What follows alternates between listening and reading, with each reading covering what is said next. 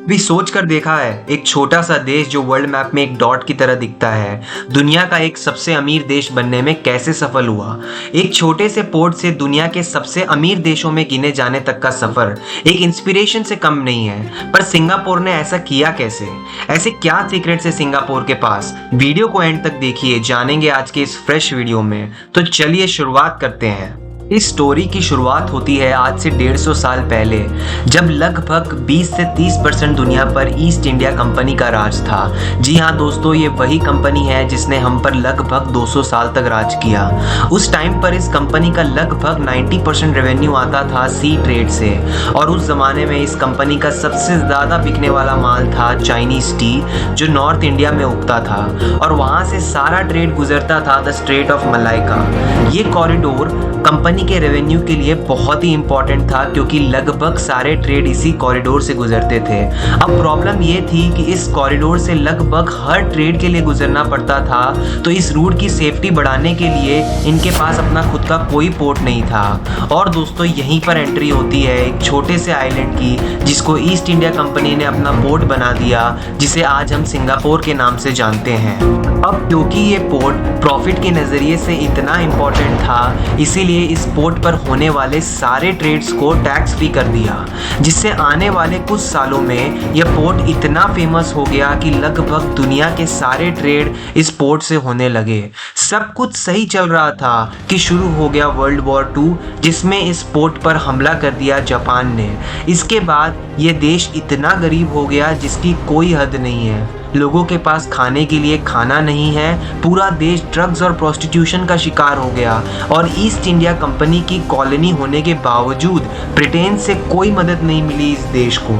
इतने बुरे समय में एक ऐसा आदमी आया जो इस कहानी का हीरो बन गया, एक ऐसा आदमी जिसने आने वाले 30 सालों में सिंगापुर की किस्मत एकदम से बदल कर रख दी।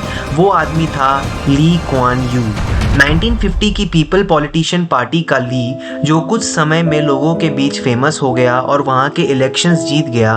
उस समय मलेशिया और सिंगापुर एक ही देश हुआ करते थे, जिसको लोग उस टाइम मलया बोलते थे। ली के सामने अब एक ऐसा देश था जो पूरी तरह से गरीबी का शिकार था और ड्रग्स और प्रोस्टिट्यूशन में डूबा हुआ था।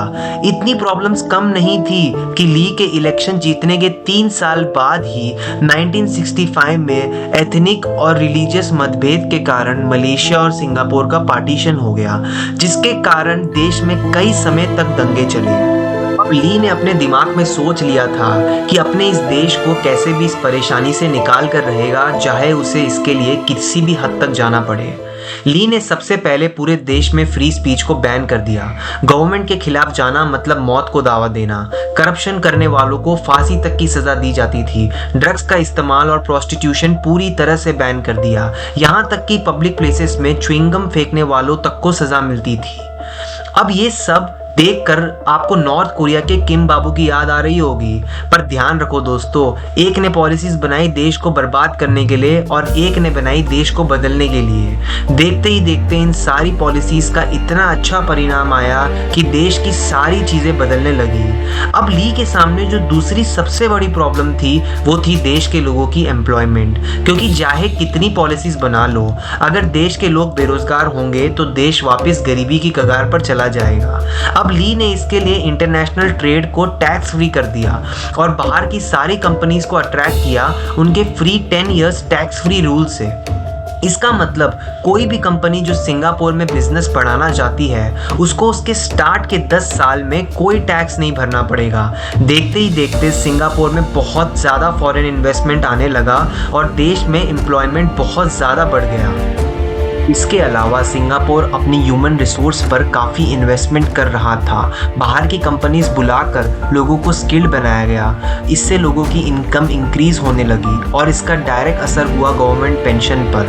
गवर्नमेंट पेंशन इंक्रीज़ होने लगा, जिन पैसों का इस्तेमाल किया गया अच्छी मेडिकल फैसिलिटीज़ बनाने के लिए, रोड, स्कूल्स और ट्रांसपोर्ट फैसिलिटीज़ के लिए। और आज सिंगापुर का इंफ्रास्ट्रक्चर वर्ल्ड क्लास हो गया है। हेल्थ केयर इनोवेशन में सिंगापुर आज 12th रैंक पर आता है। इसी इसी के साथ एवरेज आईक्यू रैंकिंग में भी 5वें नंबर पर आता है। इतने पैसे होने की वजह से सिंगापुर अलग अलग इंडस्ट्रीज जैसे कंस्ट्रक्शन, ट्रांसपोर्ट, मैन्युफैक्चरिंग, पेट्रोलियम और बहुत सी ऐसी इंडस्ट्रीज में डाइवर्सिफाई हो चुका है। यहाँ तक कि आज दुनिया का दूसरे नंबर का सबसे बड़ा पोर्ट सिंगापुर के पास है।